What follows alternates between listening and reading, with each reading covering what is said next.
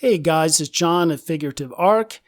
Sometimes in films there are these really cute characters that are trying to draw you into the film when there's no story, and that can be very boring.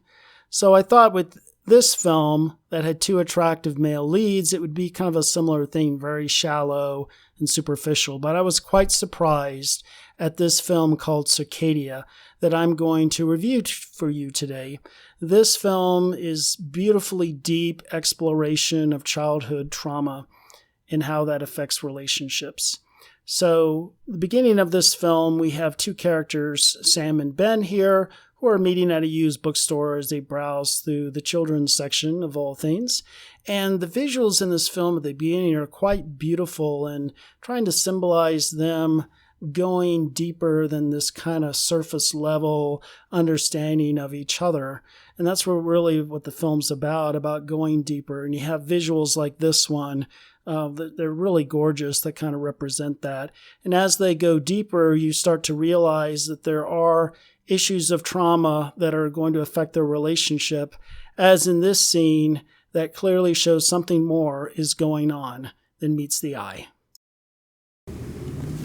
Am I the first black guy you ever dated?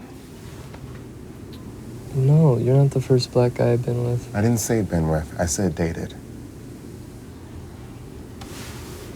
You have no idea what it's like to be the other.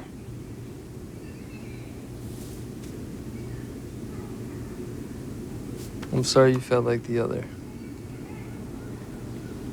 It's not how I felt. I am.